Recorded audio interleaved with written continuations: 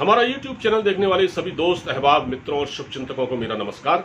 जैसा कि आप जानते हैं कि हम हर रोज किसी नए अंतर्राष्ट्रीय और राष्ट्रीय विषय पर चर्चा करते हैं और जो हमको ठीक लगता है, आज हम बात कर रहे हैं एक ऐसे ज्वलंत मुद्दे की जिस पर आपको भी सुनकर ऐसा लगेगा कि ये देश में हो क्या रहा है। 2019 में इस देश में कानून पारित हुआ था जिसका नाम था CAA, citizen amendment act.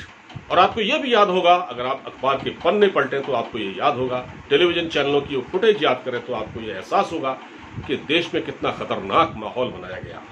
Shaheen Bagh का धरना, रेलवे पुल, मेट्रो पुल के नीचे धरना और भारत सरकार के खिलाफ नारेबाजी, लखनऊ से लेकर दिल्ली तक हड़कंप, ये सब देखने को मिला था। ये सब क्यों था? इस कानून का विरोध कर रहे थे लोग। ये लोग कानून का विरोध कर रहे थे। कौन लोग थे? जिन लोगों को डर था कि अगर कहीं ये कानून बन गया तो उनकी यहाँ नागरिकता खतरे में पड़ जाएगी, जबकि ऐसा नहीं था। जो लोग भारत के नागरिक हैं उस पर इस कानून से कोई आंच नहीं आने वाली थी। अब हम बात करते हैं एक ऐसी खबर की, ये इसी से जुड़ी हुई है। दरअसल भारत सरकार की खुफिया एजेंसियों को कुछ इस तरह की सूचना मिली है कि अफगानिस्तान, पाकिस्तान और बांग्लादेश के जो लोग इस वक्त भारत में रह रहे हैं या दिल्ली में रह रहे हैं, वो अपने आप को कन्वर्ट करवा रहे हैं, जो मुस्लिम हैं खासतौर से। यानी अफगानिस्तान के जो मुस्लिम हैं, जो यहाँ रह रहे हैं, लंबे समय से, सालों से रह रहे हैं, उनके अपने कारोबार भी हैं। इसी तरह से जो रोहिंग्या मुसलमान हैं, जो बांग्लादेश से यहाँ आए हैं, जो 40,000 जिनकी संख्या दिल्ली में है, वो भी क्रिश्चियन बन रहे हैं। यानी कि वो इसलिए बन रहे हैं ताकि वो मजलूमों में आ जाए। मतलब ये है कि जो CAA कानून बना था उसका मकसद यही था कि जो अफगानिस्तान, पाकिस्तान और बांग्लादेश से हिंदू, सिख, बौद्ध, ईसाई, पारसी, ये जो धर्म के लोग वहाँ पीड़ित हैं, यातनाएं सह रहे हैं, उन लोगों को भारत सरकार इस कानून के दायरे में रखकर नागरिकता देगी। और ये लोग जो 6 साल से भारत में रह रहे हैं उनके लिए चीज आसान हो जाएगी। लेकिन हो क्या रहा है कि अब इससे बचने के लिए, क्योंकि यहाँ रोहिंग्या बहुत बड़ी संख्या में है, करीब 1.5 लाख से 1,60,000 की संख्या तो दिल्ली में है अफगानी नागरिकों की, जो भारत में है। मतलब दिल्ली में बहुत सारे अफगानी नागरिक रहते हैं जिनका यहाँ कारोबार है और जो मुसलमान हैं, तो उनको ये लग रहा है कि कहीं उनकी यहाँ नागरिकता खतरे में न पड़ जाए, इसलिए वो ये सब कर रहे हैं और क्रिश्चियन बन रहे हैं। और ये काम धड़ल्ले से चल रहा है और हमेशा जिस तरह का आरोप लगता है, इस पर कई बार चर्चा हो चुकी है कि क्रिश्चियन मिशनरियां जो कि भारत में सक्रिय हैं, वो इस काम को धड़ल्ले से अंजाम देती हैं।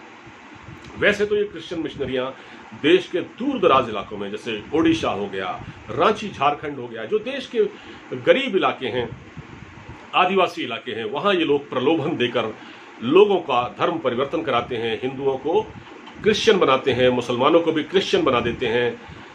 ये लोग प्रलोभन देकर ये काम करते हैं। लेकिन ये काम अभी दिल्ली में हो रहा है और ये और भी जगह पर हो रहा है कि जो मुसलमान हैं अफगानिस्तान के, जो यहाँ रह रहे हैं, और जो रोहिंग्या मुसलमान हैं जो बांग्लादेश से यहाँ आए थे, उनको क्रिश्चियन बनाने का काम चल रहा है। ये बड़ी तेजी से चल रहा है। तो भारत सरकार की जो खुफिया एजेंसी है उसको इस तरह की खबरें मिली है। जाहिर है ये लोग इस कानून की जद में आने से बचना चाहते हैं। अभी भारत सरकार ने NRC पर कोई फैसला नहीं किया है, लेकिन अगर NRC जैसा कोई कानून लागू होता है तो ऐसे जो तत्व जो भारत में रह रहे हैं, इनको यहां से जाना पड़ेगा।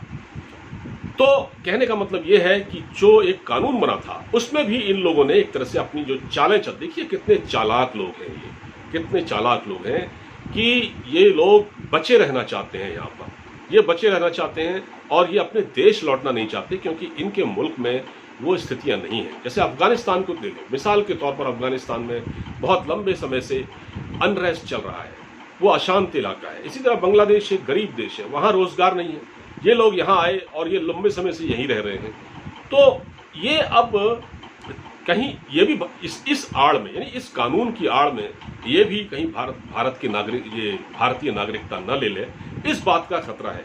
तो अगर ये ऐसा होता है तो फिर तो जो कानून बना है उसका क्या मतलब रह जाएगा, इसका क्या मतलब रह जाएगा। इस तरह से इन लोगों का पता लगाने की कोशिश करनी चाहिए और उन लोगों का पता लगाने की कोशिश भी करनी चाहिए कि वो कौन सी ईसाई मिशनरियां हैं, वो कौन से लोग हैं जो इन लोगों को कन्वर्ट करा रहे हैं क्रिश्चियन धर्म में, यानी ईसाई धर्म में इनका धर्म परिवर्तन कराने में लगे हुए हैं।